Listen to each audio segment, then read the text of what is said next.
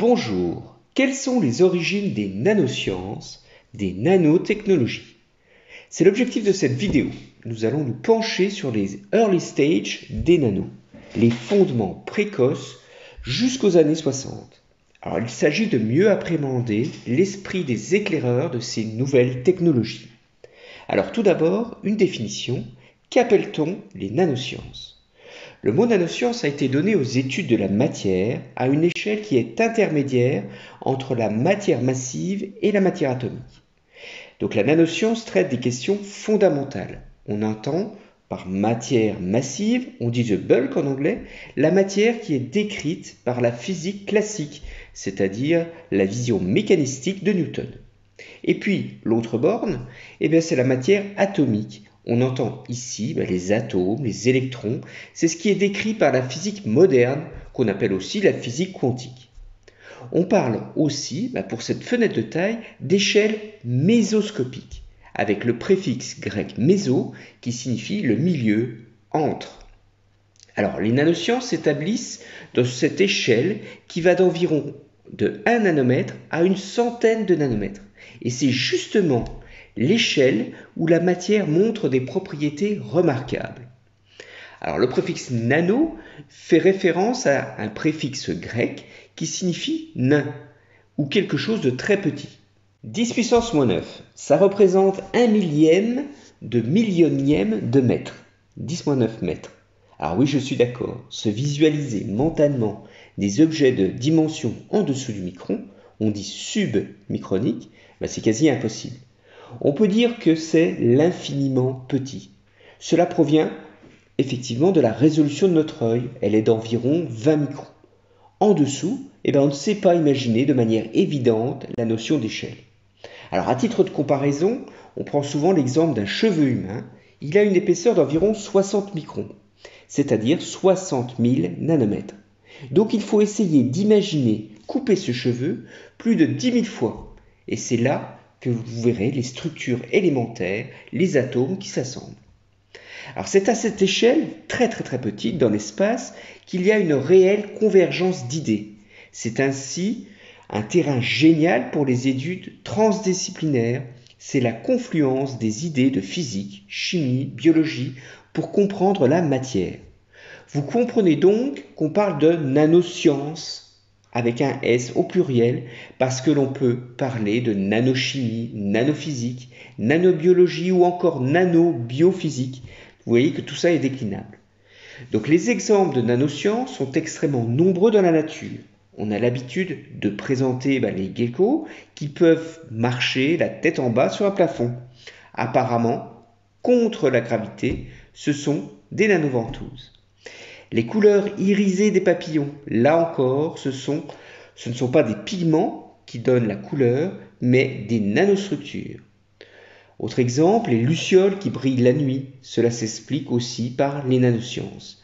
Donc vous voyez que la nature a trouvé des solutions exceptionnelles à des problèmes complexes. Et ces solutions prennent forme grâce à de fines nanostructures qui sont porteuses de fonctions précises.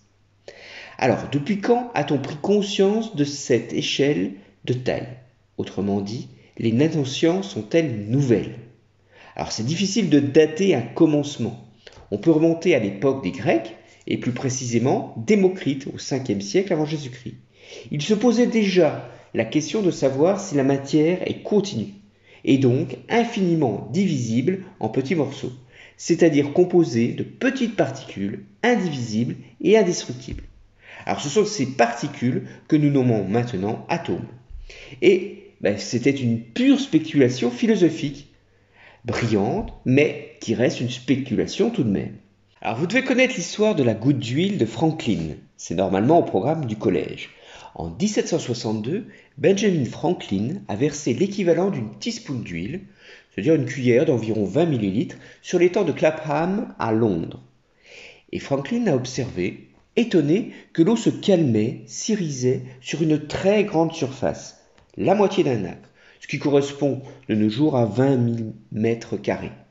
Eh bien, figurez-vous, lui, si célèbre en électricité, en météorologie, qu'il n'a pas fait le calcul. Il aurait pu montrer que l'huile couvrait l'étang par une monocouche, c'est-à-dire une couche d'épaisseur d'une molécule, le nanomètre. C'est Rayleigh qui a fait le calcul simplissime en 1890, plus d'un siècle plus tard. Il s'agit juste de faire le rapport entre deux volumes. Comme quoi, le nano n'était pas encore totalement intuitif et encore au début 1900, l'idée de l'atome était loin de faire la majorité. Alors vous voyez que c'est très difficile de trouver un commencement. Il y a beaucoup de tâtonnements et donc des doutes. Alors vous connaissez peut-être le physicien français Jean Perrin. C'est un des pères fondateurs du CNRS, le Centre national de recherche scientifique en France.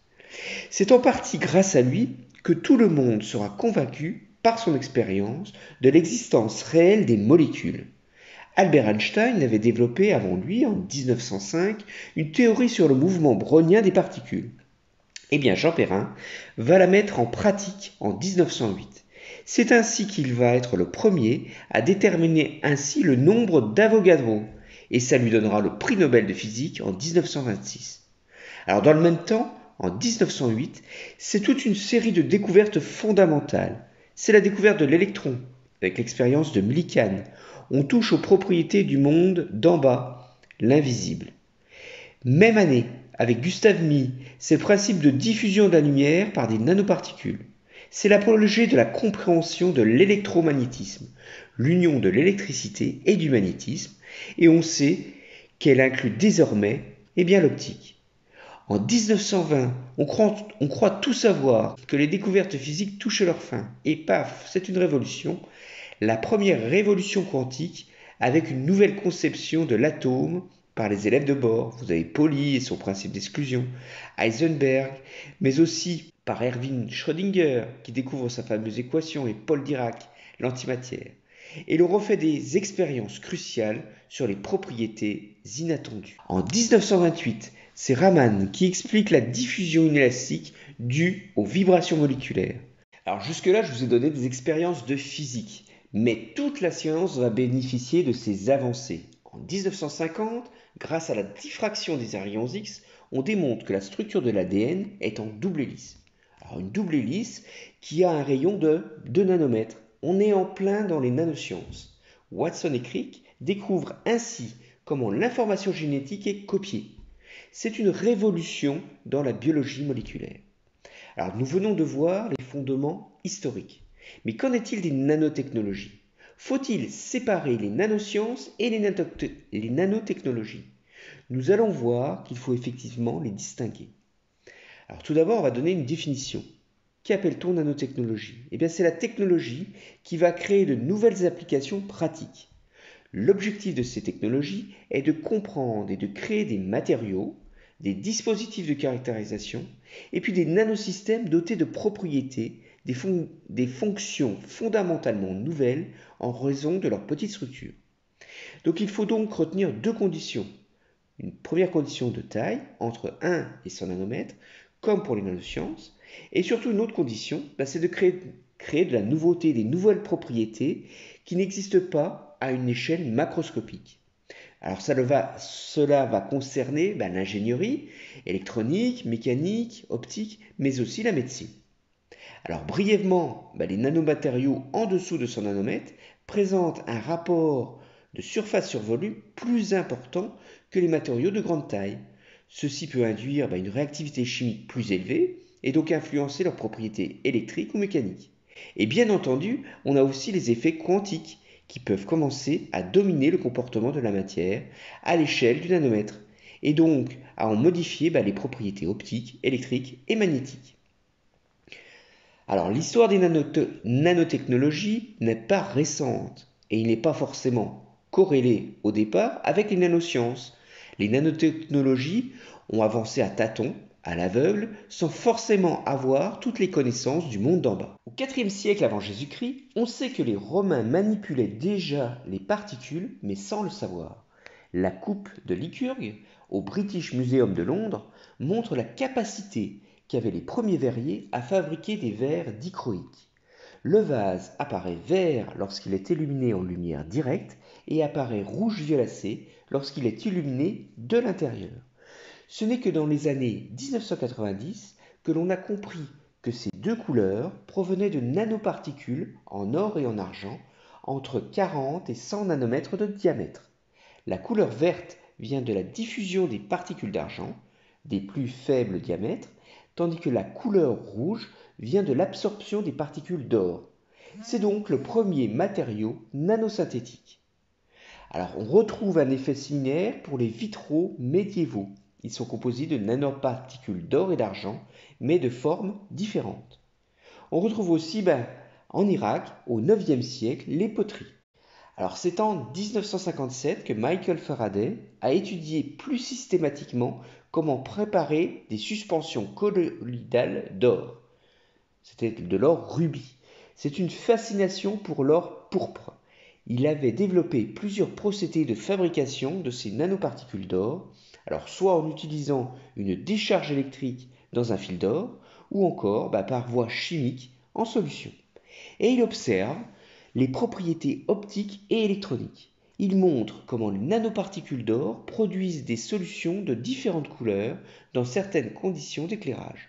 Alors je le cite, les couleurs dépendent de la taille.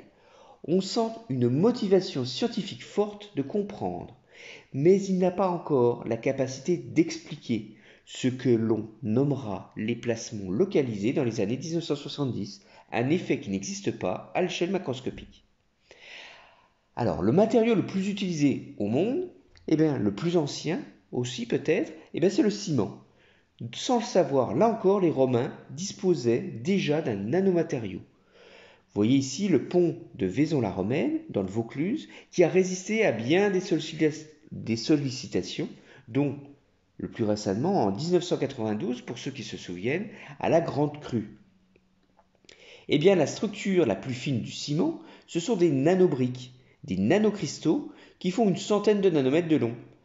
On le découvrira uniquement dans les années 1990. Alors les forgerons, eux aussi sans le savoir, disposaient d'une nanotechnologie pour améliorer la dureté sans augmenter la fragilité des lames de sabre.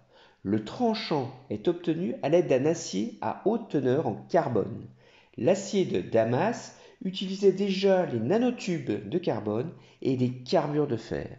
On a compris cet effet mécanique en analysant sa structure que vers le début des années 2000. Au niveau de la médecine, Hippocrate utilisait déjà l'oligo-élément argent pour cicatriser les plaies. Cela reste une alternative naturelle aux antibiotiques. La médecine traditionnelle chinoise l'utilise encore sous la forme colloïdale. Les nanoparticules d'argent sont utilisées pour leur action antibactérielle. Le métal est un des 5 éléments primordiaux dans la tradition asiatique. Alors, il faut citer aussi Erwin Langmuir, qui fut considéré avec son prix Nobel de chimie en 1932 comme un des pères fondateurs de la physico-chimie des surfaces.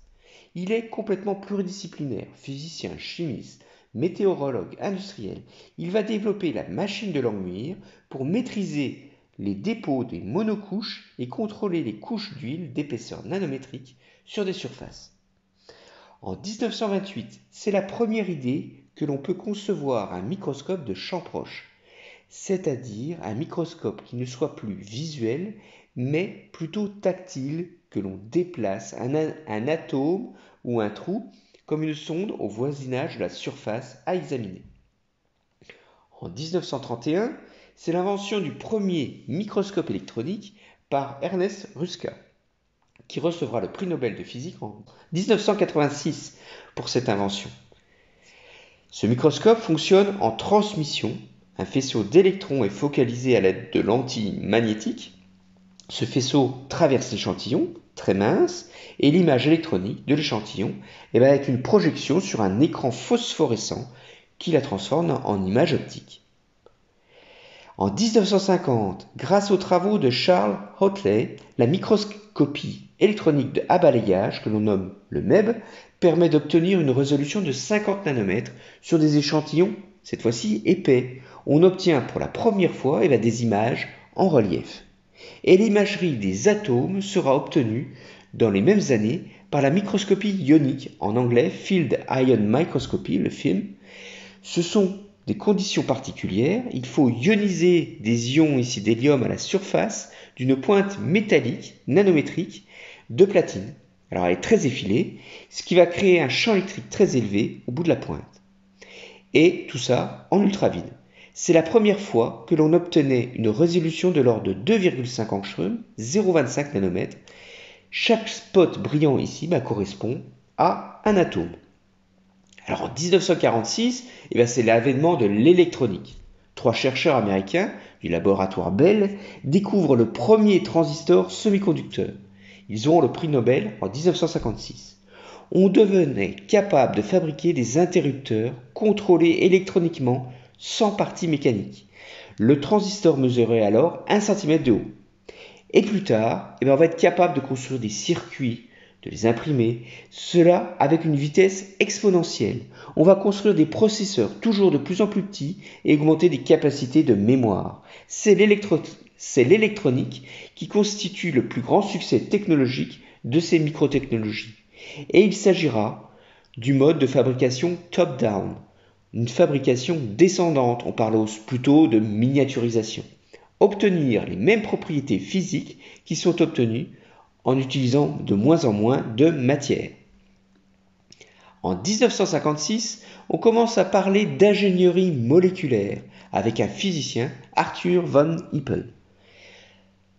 Un changement de paradigme dans le design, il avance l'idée qu'au lieu de prendre des matériaux préfabriqués et de chercher des applications, il faut se fixer les applications, les fonctions et assembler des nouveaux matériaux à partir des molécules pour un but recherché. C'est le début de la fabrication bottom-up, en français la fabrication ascendante. Utiliser les imperfections, les défauts, les impuretés pour créer des nouvelles fonctions. C'est aussi le principe de l'auto-assemblage. Alors vous voyez que les nanotechnologies ont largement été utilisées par les artistes, les artisans, les médecins, les scientifiques, et ceci depuis quasi toujours. En même temps, les physiciens ont développé des outils d'analyse pour visualiser la matière jusqu'à une échelle nanométrique. Cette période, jusqu'aux années 60, a montré que toutes les disciplines étaient concernées par cette échelle mésoscopique qui semble à l'origine de propriétés physico-chimiques étonnantes. Les nanos étaient alors pluridisciplinaires, avec des inventions dans chaque secteur, dont la compréhension était encore, il faut l'avouer, parcellaire. Une prise de conscience va alors s'opérer pour créer des applications novatrices.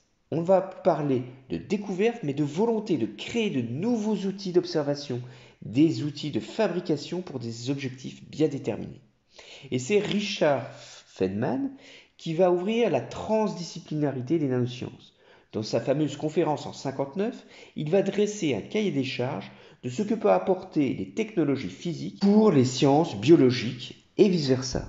L'interconnexion entre ce que l'on nomme pas encore les nanosciences et les nanotechnologies. Sans doute inspiré par von Hippel, il suggère en visionnaire qu'il devait être possible, en principe, de fabriquer des machines à l'échelle nanométrique qui arrangent les atomes comme nous le voulons et font une synthèse chimique par manipulation mécanique. Il a également présenté, comme expérience de pensée, le rêve de la construction de petits robots chirurgicaux que l'on pourrait avaler. Il a pensé à un monde où il faudrait reconcevoir les outils. La gravité deviendrait négligeable et les forces en Van der Waals, telles que les tensions de surface, deviendraient plus importantes. On peut donc estimer que les 60s, les années 60, ont été le commencement d'une aventure scientifique qui va donner des applications révolutionnaires, ce qu'on a l'habitude de nommer la révolution invisible. Alors les néologismes nanosciences et nanotechnologie ne sont pas encore employés avant les années 60.